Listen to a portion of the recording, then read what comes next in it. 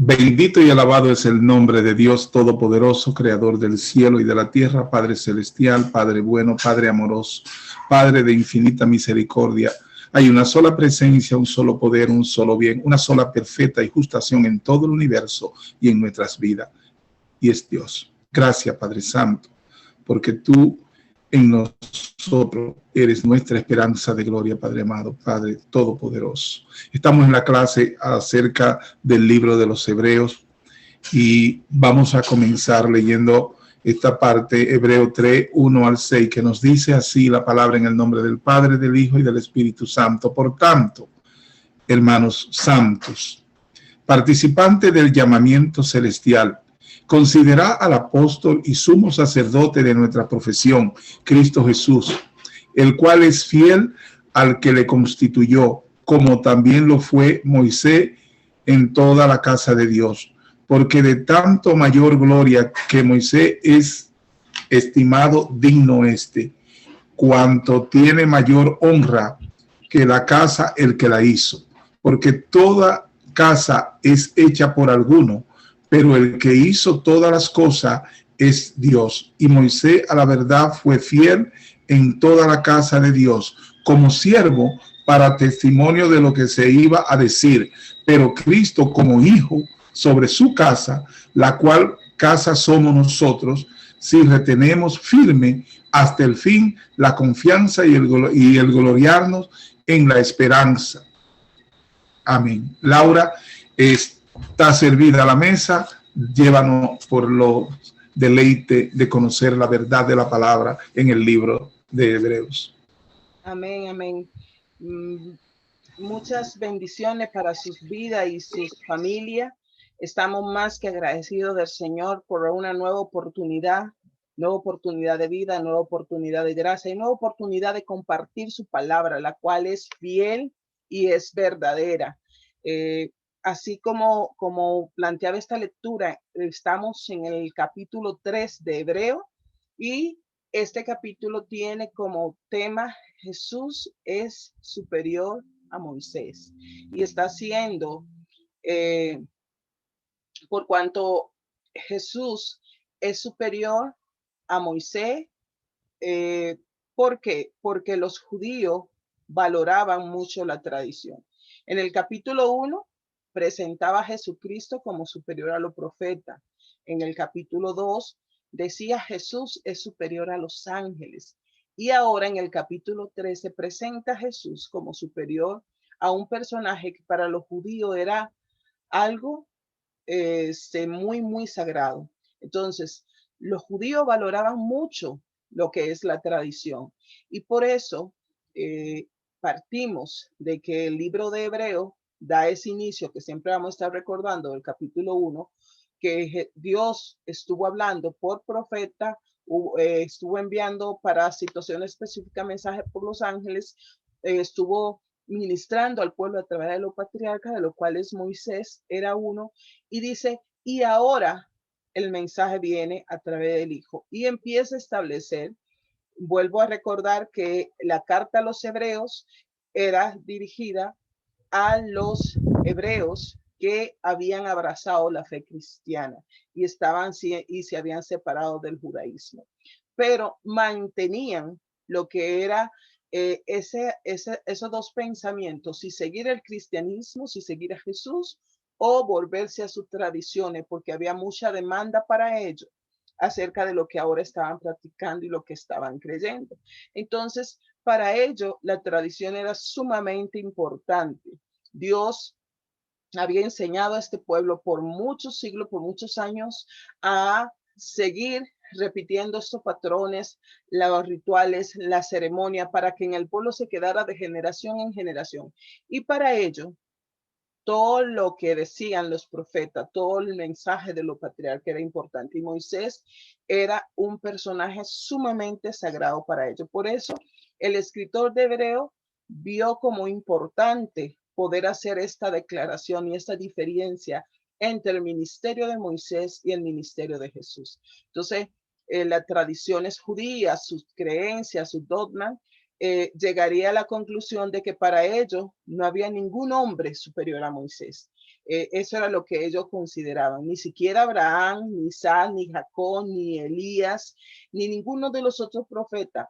Moisés era el hombre en quien ellos sentían mayor devoción, mayor admiración.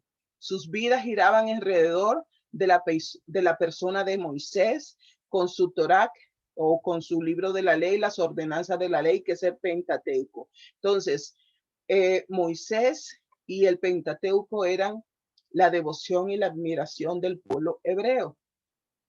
¿Qué vemos? ¿Qué sabemos acerca de Moisés? Moisés es libertador y legislador de los hebreos y fue quien lo condujo hacia el Sinaí.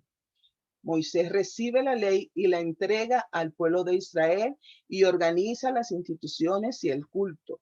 Y Moisés es el mediador entre Dios y el pueblo. Vimos todo este ministerio que se desarrolla de este hombre.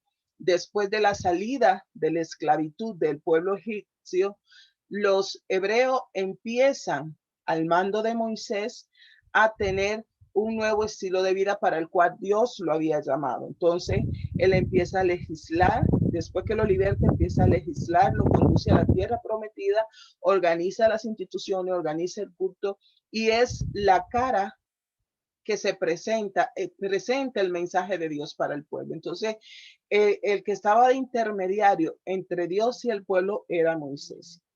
Moisés y Jesús fueron favorecidos por Dios desde su nacimiento. Podemos ver la semejanza de estos dos profetas, preservando milagrosamente su vida durante la niñez. Si vemos la historia de Moisés, cómo Dios lo escoge y preserva su vida cuando aún siendo un bebé antes de nacer, había una amenaza de muerte sobre su vida, igual que Jesús.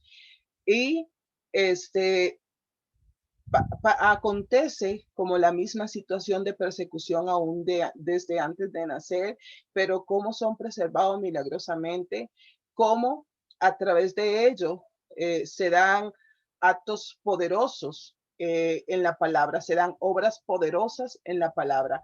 Y los dos ofrecieron libertad para Israel. Sabemos que la libertad era literal en cuanto a la esclavitud que vivía el pueblo de Israel. Y Jesús trae una libertad que es espiritual, que es una libertad que tiene que ver con redimirnos de la pasada manera de vivir, redimirnos de lo que es una vida de pecado y una vida de condenación. Entonces, todo este pasaje que acaba de leer el pastor Huáscar en capítulo 3, del versículo 1 al 6, es un cuadro claro y preciso del propósito del autor del libro de los Hebreos, que presenta a esos creyentes y a nosotros por igual de que Cristo es superior en todo a Moisés. En el versículo 1 vemos un argumento claro y preciso de que la carta va dirigida a genuinos creyentes que ya son salvos y participantes, dice, participantes del llamamiento celestial. Si usted le presta atención, en esta parte el escritor le llama hermanos santos. Y a través de qué nosotros somos santos, del sacrificio de Jesús. ¿Por qué somos hermanos y por qué somos santos? Porque entramos al pacto de la salvación y ya estamos en esa hermandad. Y dice que son participantes del llamamiento celestial. Entonces está hablando a un grupo de creyentes. Al comenzar el capítulo con la palabra por tanto, lo que quiere decir es, tenga mucho cuidado, mire bien, cerciórese para todos los lados antes de entrar, fíjese bien, ponga atención por lo que puede encontrarse en el camino. Al llamarlo santo, el autor está reconociendo que a pesar de su descuido, de sus tropiezos, ellos habían sido separados por Dios para él y que ya no se pertenecían a sí mismos. ¿Y qué es lo que significa ser santo? Separado, apartado para Dios, apartado para el servicio, apartado para adorar a Dios, apartado para tener una vida en santidad. Entonces, por eso se dice que le llama santo, está reconociendo que a pesar de que ustedes andan descuidados, están teniendo ciertas dificultades para seguir el mensaje de la cruz, son de verdad llamados a este ministerio celestial y son santos, han sido apartados y escogidos para Dios. Por tanto, nuevamente se nos ha dejado con la imagen de Jesús, que es nuestro sumo sacerdote celestial, y que podamos entender que somos a la luz de quien es Jesús y lo que Él ha hecho por nosotros. Es esencial para una vida cristiana saludable, que nos guarda de las profundidades del desaliento que enfrentaban los cristianos de Hebreo. Estaban desalentados, estaban atribulados, porque no sabían cómo manejar la situación de tener esta nueva experiencia, de seguir bajo el pacto de la ley o seguir el pacto de la gracia. Entonces, por eso es ese, por tanto, vean ustedes que ya han sido llamados a ser parte del pueblo de Dios. Vean ustedes que han sido llamados a estar separados. Dice, somos hermanos santos porque nuestro celestial y sumo sacerdote, que es Jesús, no se avergüenza de llamarnos hermanos. Recordemos que cuando entramos al pacto de salvación, se crea un lazo de hermandad con la persona que se hace el pacto. En el pacto de sangre se hace una fraternidad, hermano. Y Cristo derramó la sangre para hacer un pacto y sellarlo con nosotros y nos llama hermanos. No debe, esto de que seamos sus hermanos, de que ya Él no nos siente cerca, nos ha separado para Él, nos debería animar y hacer sentir bendecido de que somos sus hermanos santos.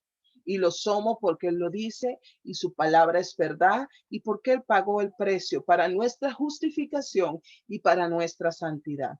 Somos participantes del llamamiento celestial, debido a que Jesús está comprometido a llevar muchos hijos a la gloria de Dios, llevar a sus hijos, llevar a sus escogidos, llevar al pueblo.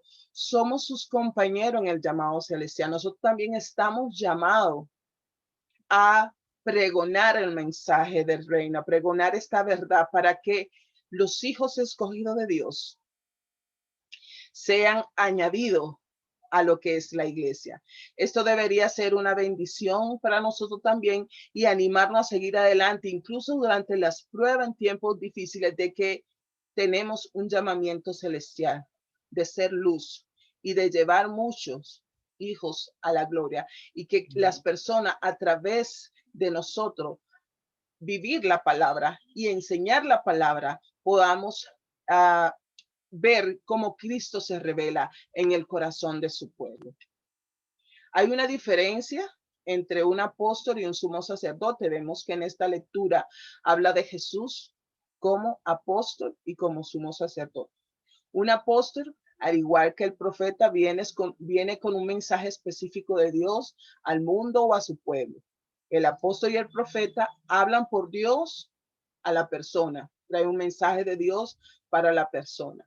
Un sumo sacerdote camina en otra vía, ya que éste va hacia Dios en favor del pueblo.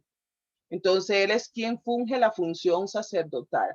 El sumo sacerdote representa al hombre ante Dios. No solamente está el papel del apóstol de ir y traer, o el profeta ir y llevar un mensaje de parte de Dios, sino que se pone, sustituye a ese hombre. El sacerdote se pone en el lugar de ese hombre y va y lo representa delante de Dios. El anuncio de la carta a los hebreos es que prestemos especial atención a aquel que es nuestro sumo sacerdote.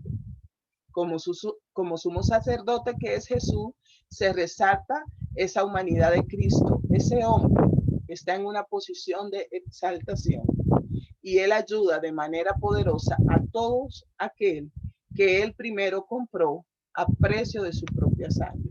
O sea, se humilló tomando forma de siervo y ahora está en una posición de exaltación que nos ayuda de manera victoriosa a seguir en este peregrinaje por el mundo. Dice, considerad al apóstol. Nosotros no solemos aplicar esta palabra a Jesús, pero él es nuestro apóstol. apóstol. La palabra griega que se utiliza aquí realmente para apóstol significa embajador. Él es el embajador, el que trae el mensaje de parte de Dios. Dios tenía que enviar un mensaje de amor tan importante que lo envió a través de Jesús, de su propio Hijo. Por eso dice, considerarlo que Él es apóstol. Ese mensaje es bastante claro. Consideren que Dios nos amó tanto que envió al máximo mensajero, al máximo embajador, a su máximo representante, que es Jesucristo. Considera lo importante que es que presten atención al máximo apóstol de Dios, que es Cristo Jesús. También le dice, considerad al sumo sacerdote. Jesús es el que nos representa de forma suprema delante del Padre y quien representa al Padre para con nosotros. Entonces, doble vía. Nos representa a nosotros delante del Padre, pero Él viene y se nos presenta a nosotros para que podamos ver a través de Él al Padre. Dios se interesa tanto por nosotros que puso a su máximo mediador, al mismo sumo sacerdote, entre Él mismo y el hombre pecador, para que nos pudiera representar. ¿Cuál es el mensaje que nos dice cuando nos revela considerar sumo sacerdote? Está diciendo, considera que Dios nos ama tanto, nos ha amado tantísimo, que si no nos ha dado, que nos ha dado un gran sumo sacerdote y que debemos honrarlo y someternos a ese sumo sacerdote que es Cristo. Considerar al apóstol y sumo sacerdote de nuestra profesión, de nuestra devoción a Cristo Jesús. Jesús es el embajador, es el mediador de nuestra profesión. El cristianismo es una profesión hecha tanto con la boca como con nuestra vida. Entonces dice, consideren lo importante que han sido, cuál amor ha revelado el Padre, que nos ha dado un sumo sacerdote, un apóstol, y que nos acompaña en esa profesión, en esa confesión que hemos hecho de seguirle. Consideren a Jesús, dice también, o sea, presten atención, consideren a Jesús como fiel en sus deberes ante el Padre. Así como Moisés fue fiel, dice, fue un siervo fiel, el cual se dice que Dios lo constituyó y constituyó ese pueblo a través de la obra y del trabajo de Moisés, y que él fue fiel en toda la casa de Dios, el cual es fiel. Entonces, si vemos esa fidelidad de Moisés como un patriarca, como un profeta, dice, consideren la fidelidad de Jesús, que no le falló en nada en todos sus deberes al Padre. El considerar la fidelidad pasada de Jesús nos hace entender que Él continuará siendo fiel. Si Él fue fiel al Padre, a lo que se había comprometido de hacer por su pueblo, Él va a seguir siendo fiel. Quiere decir que Él ya se constituyó y que será fiel con nosotros por y para siempre. Dice, como Moisés fue fiel, dice la lectura de Hebreo 3 textualmente, como Moisés fue fiel en toda la casa de Dios, Moisés mostró su fidelidad increíble durante su ministerio, pero hace la salvedad, pero Jesús mostró su fidelidad perfecta, sobrepasando incluso la fidelidad de Moisés. Entonces, está estableciendo, porque recordemos que para este pueblo la devoción y la admiración por Moisés era importante. No estaba quitando todo el mérito de Moisés, pero está diciendo, ahora Dios, está bien, mandó a Moisés con un mensaje, con una tarea, tuvo que hacer una obra específica con la casa de Dios. Dios le constituyó por profeta, recibió mucha gracia, mucho instrucción de Dios que la llevó al pueblo, pero él hizo una obra y fue fiel en la casa del Señor. Pero dice, Jesús mostró una fidelidad más perfecta, o sea, una fidelidad perfecta. sobrepasando la que Moisés tuvo, para que ellos pudieran entender esta gran diferencia y pudieran ya quitar sus ojos y esa veneración hacia la figura de Moisés y pusieran los ojos en Jesús. Dice: Jesús ha recibido mayor gloria que Moisés. Le declaran estos versículos. Porque de tanto mayor gloria que Moisés es estimado digno refiriéndose a Jesús. Moisés recibió mucha gloria de parte de Dios. Esto he visto como su rostro resplandeciente después que bajó, o después de pasar un tiempo con Dios, después de bajar del monte Sinaí. En su justificación ante Miriam y Aarón, cuando esto cuestionaban acerca del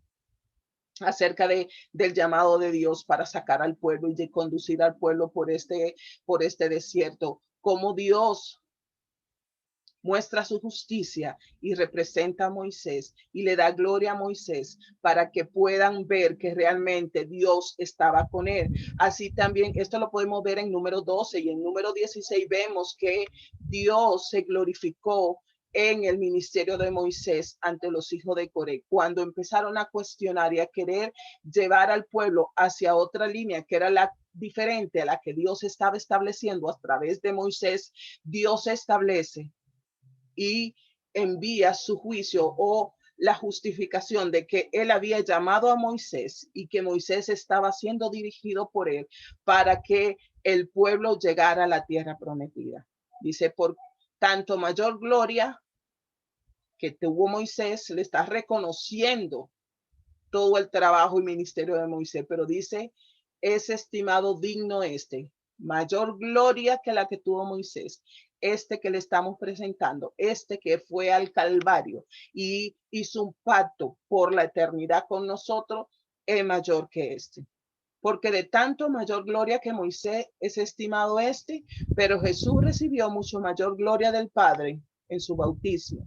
Recordemos que cuando Jesús estaba siendo bautizado, dice que se abrieron los cielos y descendió una voz del cielo que dijo: este es mi Hijo amado, en él tengo complacencia, donde el mismo Dios estaba declarando que Jesús era su Hijo, que le estaba dando esa gloria. En el monte de la transfiguración, cuando Jesús empieza a tener una administración con los antiguos profetas y los discípulos fueron testigos en el libro de Marcos 9:7, fueron testigos de cómo Dios hace que él entre en este estado para que puedan reconocerlo a él como un profeta enviado de Dios. Y en su resurrección, que todo lo que es profeta que hablaron de parte de Dios, ninguno se levantó de la tumba. Solamente Jesucristo, el Hijo de Dios, pudo vencer a la muerte y levantarse de la tumba, y al tercer día resucitó. ¿Por qué recibió Jesús mayor gloria que Moisés? Porque Moisés fue un siervo en la casa de Dios. Vemos que dice textualmente la palabra Moisés como siervo en la casa de Dios, pero Jesús dice es el constructor de esa casa, así como un hijo de esa casa, no es solo un siervo, él es el que construyó la casa y él es el hijo de esa casa. Cuanto tiene mayor honra que la casa, el que la hizo, le está diciendo. O sea, Moisés fue un siervo de esa casa, pero quien hizo la casa, el constructor, es el hijo y él es el creador de toda la cosa, él es el dueño, porque toda casa es hecha por alguno, pero él hizo todas las cosas, el que hizo todas las cosas es Dios. Le está dando nuevamente, vean que a pesar de que se hizo hombre y anduvo con nosotros, él es Dios, devuelve nuevamente a su deidad. Y Moisés, a la verdad, fue fiel en todas las cosas y en toda la casa de Dios.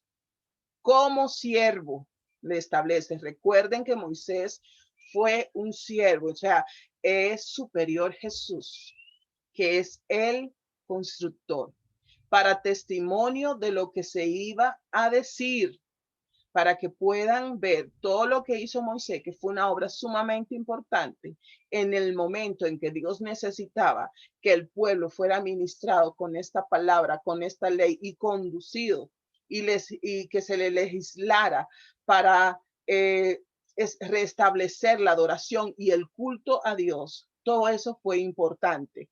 Pero continúa el versículo diciendo, Cristo como hijo sobre su casa, la cual casa somos nosotros, si retenemos firme hasta el fin la confianza y el gloriarnos en la esperanza.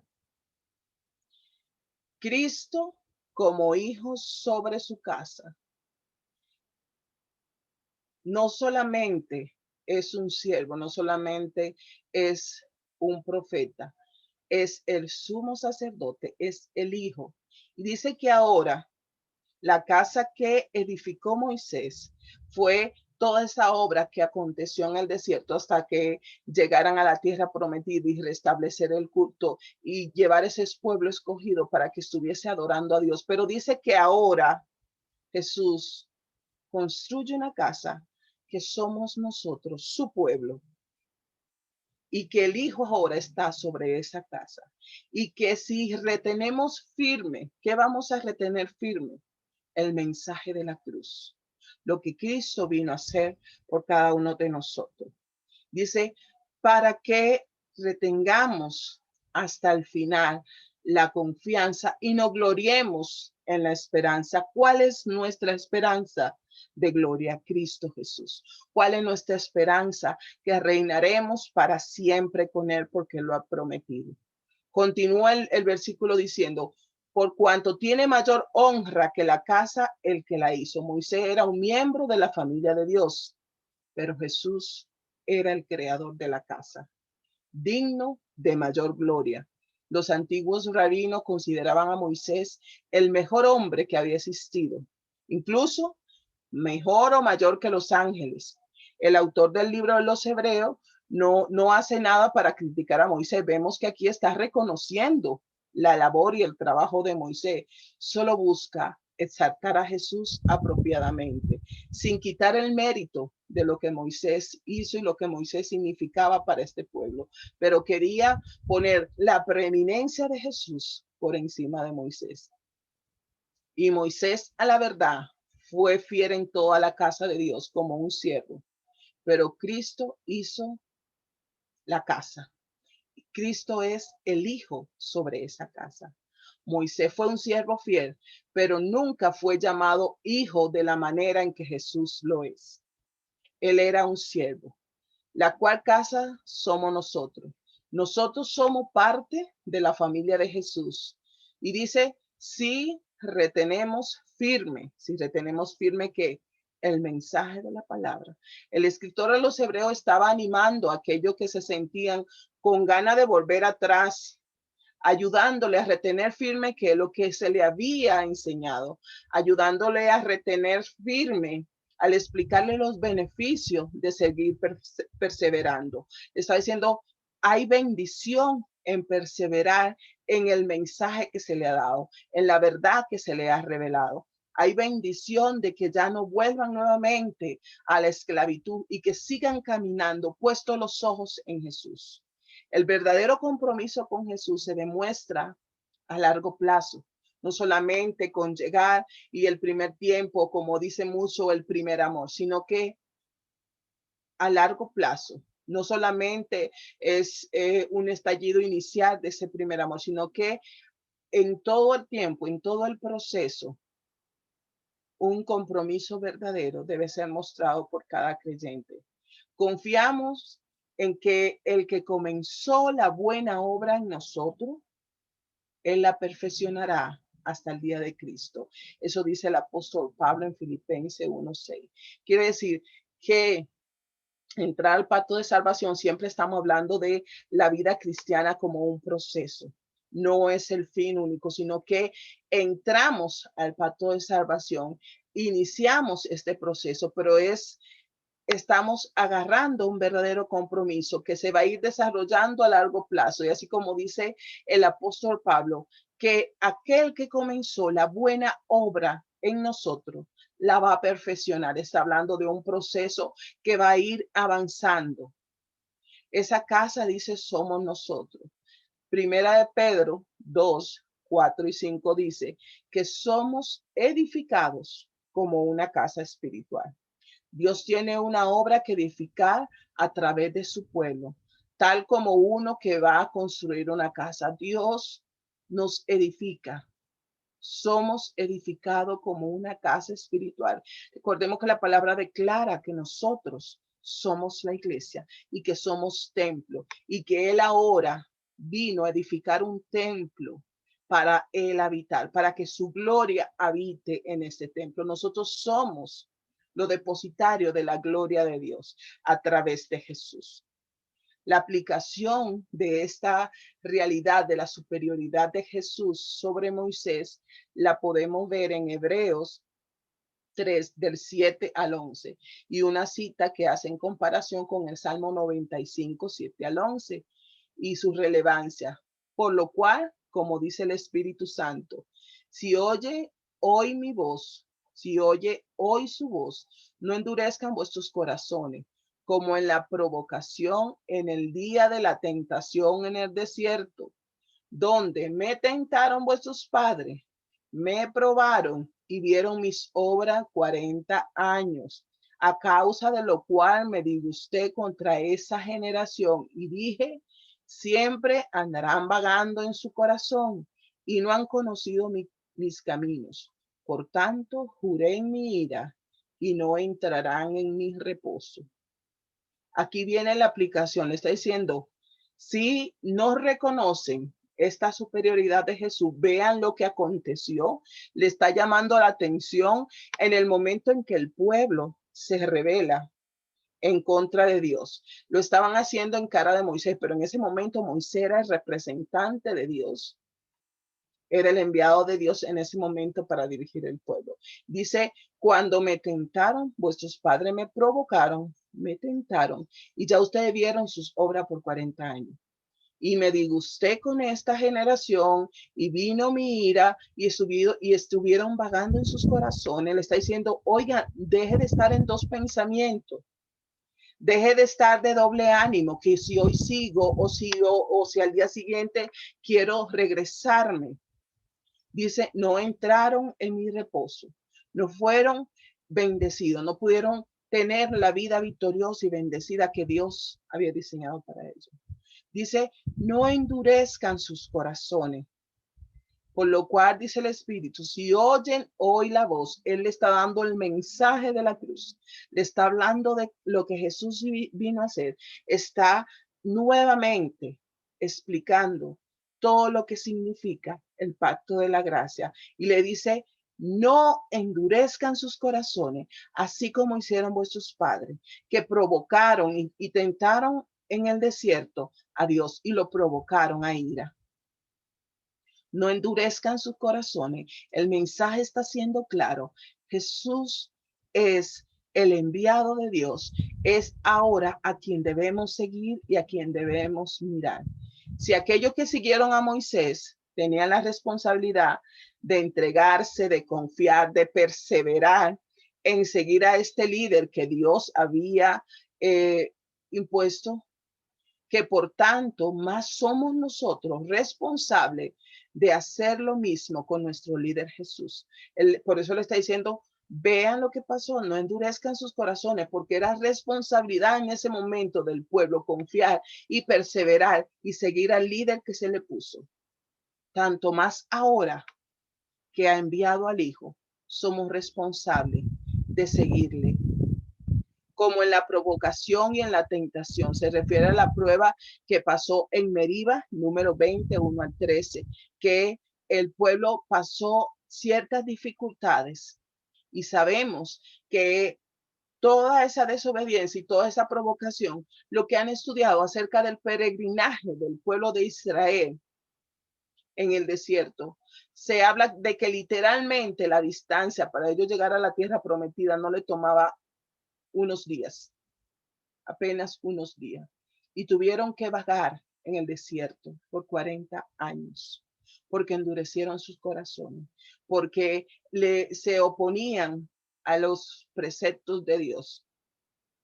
Entonces, en esta parte, en este versículo que le decía anteriormente, en número 20, habla acerca de la negativa de Israel de confiar en Dios y de entrar a la tierra prometida durante el éxodo. Entonces siempre había una negativa. Dios daba una instrucción, daba una orden, se levantaban en negativa. Dios daba una instrucción y se levantaban en rebeldía. Dios daba una instrucción y provocaban y endurecían sus corazones.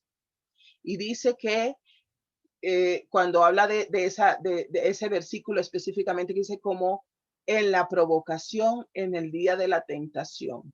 Ese día de la tentación está hablando de esta prueba en Meriba, cuando el pueblo no aceptó en su incredulidad lo que Dios le estaba instruyendo, el mensaje que Dios estaba enviando. Podemos ver esta historia, como le digo, en el libro de Números y en el libro de Éxodo. Todo el peregrinar del pueblo de Israel y todo lo que tuvieron que pasar y enfrentar por endurecer su corazón y mantenerse en una actitud de incredulidad. Dios no aceptó su incredulidad y lo condenó a esa generación incrédula a morir en el desierto. Lo podemos ver en número 14, 22 al 23 y 28 al 32, donde Dios da una sentencia de muerte porque no quisieron creerle.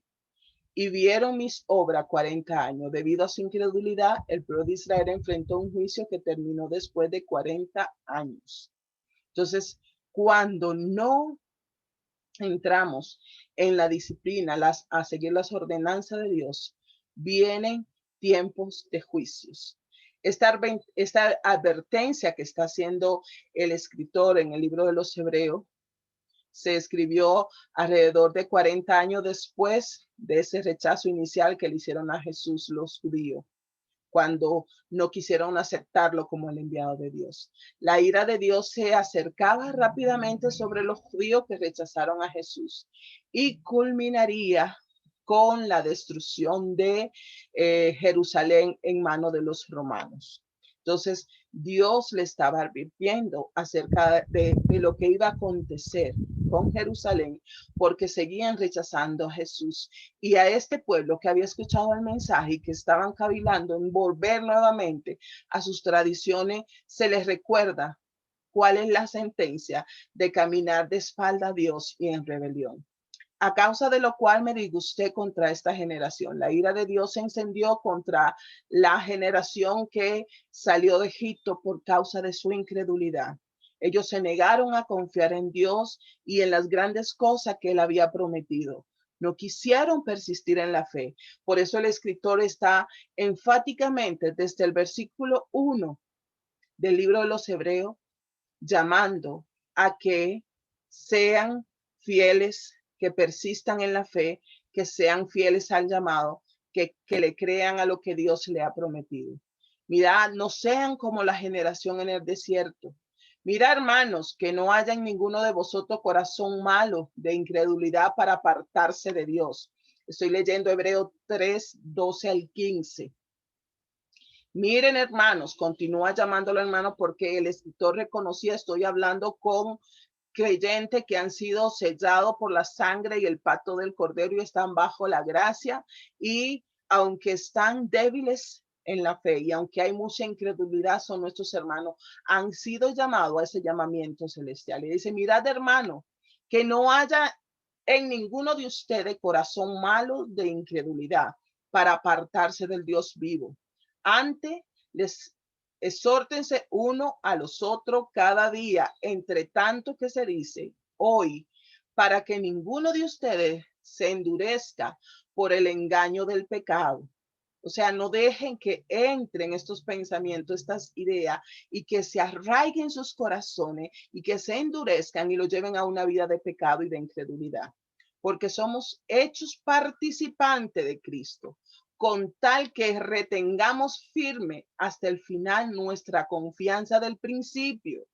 Entre tanto que se dice, si oyere hoy su voz, no endurezcan vuestros corazones, como en la provocación. Vuelve y les reitera, manténgase firme en esa confianza que tuvieron al principio, porque hay muchas personas que tienen muy buen comienzo, pero en el camino se van debilitando, se van apartando y se van descuidando. Aquí está haciendo un llamado a no descuidarse en ese crecimiento, en ese desarrollo que Dios espera de nuestra vida como cristiano. No endurezca. Si oye hoy su voz, si hoy está escuchando esta palabra, no endurezca tu corazón y aférrate firme a esa confianza del principio. Aférrate firme a las promesas que Dios te ha dado. Que no haya en ninguno de vosotros corazón malo de incredulidad. Negarse a creerle a Dios, de acuerdo a lo que está estableciendo esta palabra, es un pecado tan serio que muestra un corazón malo y apartado del Dios vivo. La incredulidad no es la incapacidad de entender, porque sí podemos entender, sí podemos con nuestros sentidos naturales y aún en lo espiritual entender, pero la incredulidad tiene más que ver con la negativa de confiar. Es la voluntad la que se pone más que la inteligencia. No es solamente con el intelecto entenderlo, creerlo, sino en nuestra voluntad, confiar en Dios. Entonces, debemos involucrar nuestra voluntad para que ésta confíe en que realmente la promesa de Dios se cumple, su palabra se cumple. No puedes realmente creerle a Dios y sin embargo en ocasiones estará quejado por las dudas. Uno puede creerle a Dios, uno puede seguir a Dios, uno puede seguir el pacto de la gracia y puede ser que en nuestra mente, en nuestro intelecto, venga la incredulidad.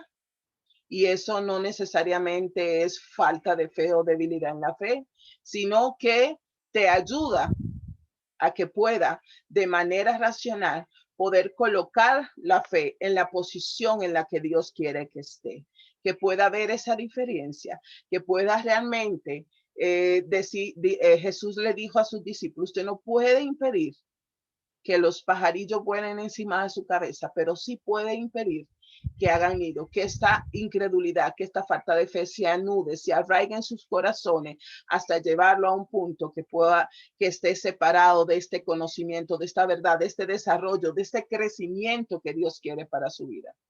El gran pecado de no creer en el Señor Jesucristo es a menudo tomado a la ligera por las personas y no se le da mucha importancia. Sin embargo, de acuerdo con todo el tono de esta escritura específica, la incredulidad es hacer a Dios mentiroso. Cuando usted endurece su corazón y no está creyendo en la verdad del reino, usted está diciendo Dios es un mentiroso. Y eso no es una cosa fácil, es un pecado. Por eso la incredulidad es considerada como un pecado en contra de Dios, en contra del Señor Jesucristo. Y no se puede tomar a la ligera. Reiteramos, pueden venir las ideas y pueden venir las dudas, pero realmente podemos nosotros con nuestra voluntad, con nuestra fe, hacer que estas dudas se minimicen y que podamos crecer en la fe y colocar la fe en la posición que Dios quiere que tengamos. Entonces, el autor a los Hebreos, con la asistencia del Espíritu Santo, le está mostrando a estos nuevos cristianos un nuevo mundo, una nueva era, un nuevo camino, un nuevo estilo de vida. Le está mostrando el nuevo tabernáculo. Ya no tienen que ir a hacer los ritos al tabernáculo. Ahora dice que la casa son ustedes. Ahora tenemos un nuevo sumo sacerdote. Ahora hay un nuevo santuario, hay un nuevo sacrificio, hay una nueva sangre y hay nuevas promesas. Tenemos una nueva esperanza y tendremos mejores resultados, los cuales son eternos. Le está diciendo los cuales son eternos. Recuerden que todo lo que aconteció con Moisés, su liderazgo, todo quedó y quedó para enseñarse a la generación y era un tipo de lo que el Señor iba a hacer por la eternidad a través de Jesús. Esos hebreos habían sido removidos y sacados de una ley, de una dispensación y de una manera de vivir, y ahora se le declara otra forma de vida, otra dispensación, otra economía, por los cuales ellos no se les requería proveerse de cordero, ni de becerro, ni de macho cabrío, ni de palomino, ni de tórtola para ir a arreglar su cuenta con Dios. Ahora le están diciendo, ya la cuenta ha sido arreglada. Ya no tienen que seguir en las tradiciones. Ya Jesús pagó el precio. Entonces le dice, la fidelidad de Cristo le costó su propia vida para poder salvarnos, para poder redimirnos. Nuestra fidelidad a Él es el precio de que somos llamados a pagar. Solo con fidelidad, solo con devoción hacia Él, solo puesto los ojos en Jesús. Ustedes no tienen que hacer más sacrificio. Como respuesta a esa salvación tan grande, solo le debemos fidelidad.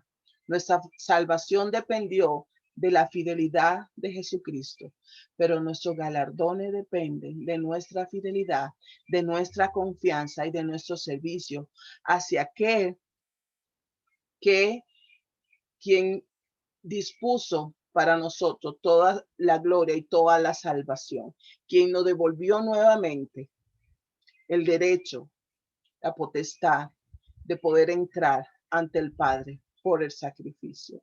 La salvación de los creyentes, la salvación de su pueblo está asegurada y garantizada por la palabra de Dios.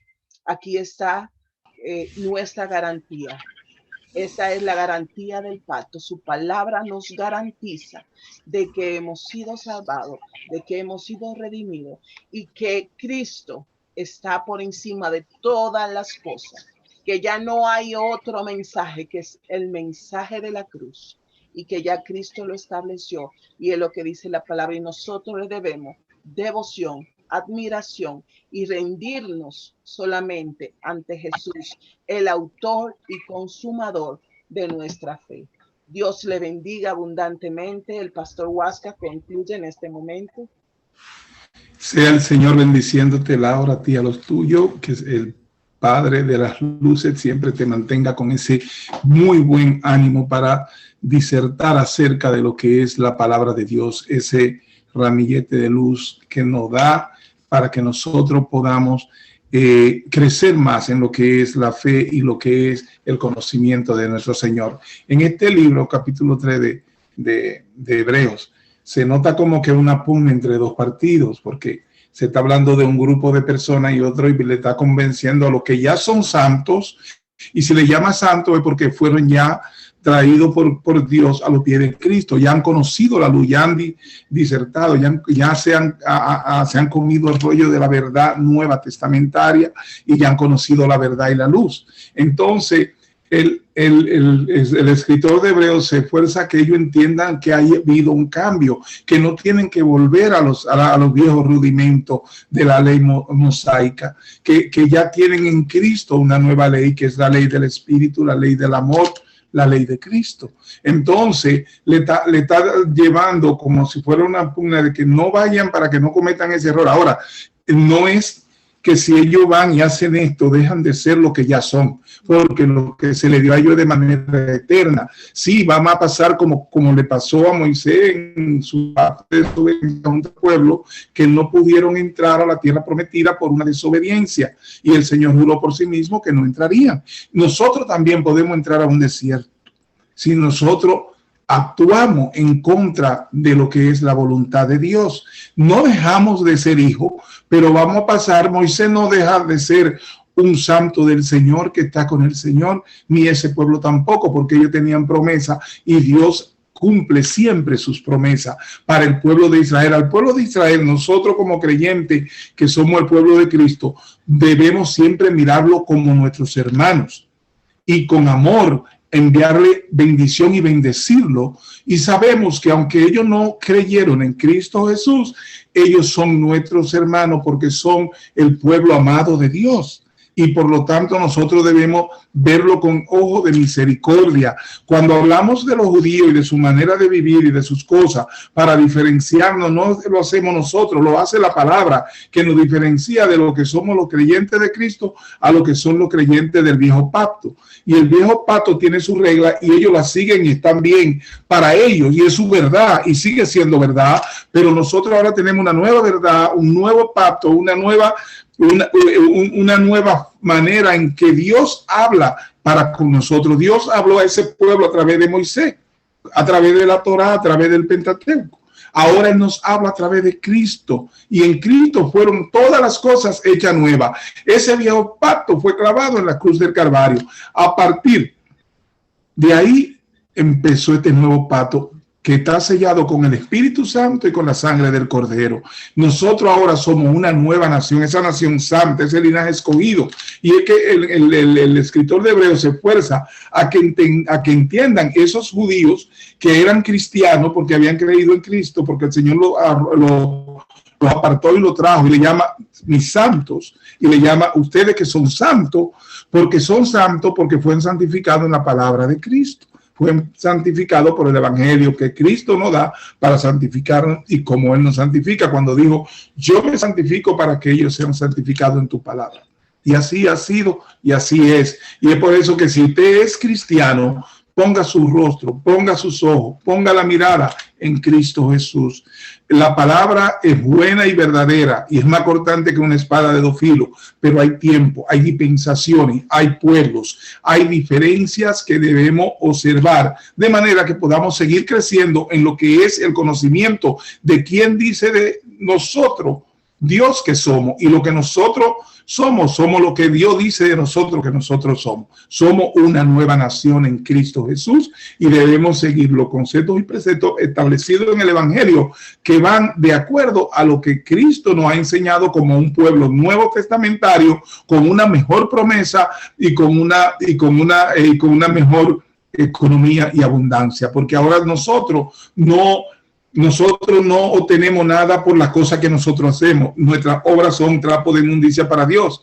En aquel tiempo se vivía por las obras que se hacían, y si hacían, entonces ellos tenían bendición. Si dejaban de hacer, le venían todas las plagas y todas las cosas. Ahora nosotros por fe vivimos por fe en Cristo Jesús, y así somos bendecidos en esa fe. Y por eso se esfuerza mucho el escritor de Hebreos a que ahora que nosotros vivimos por fe, sigamos las cosas de la fe que es en Cristo Jesús. Amados hermanos, les amamos y les bendecimos, y les recordamos que este libro de Hebreo y cada una de las clases que nosotros le hacemos partícipe nos llegan gracias al Ministerio Internacional La Gracia de Dios, con los pastores David y Doris Gómez, quienes escribieron estas clases, estas lecciones de la palabra de verdad, para que nosotros tengamos la opción más hermosa de nuestras vidas, de conocer la verdad de Cristo como salió de la boca de Dios. Bendiciones, amados hermanos, y recuerden que mañana tendremos nuestro culto en el 9504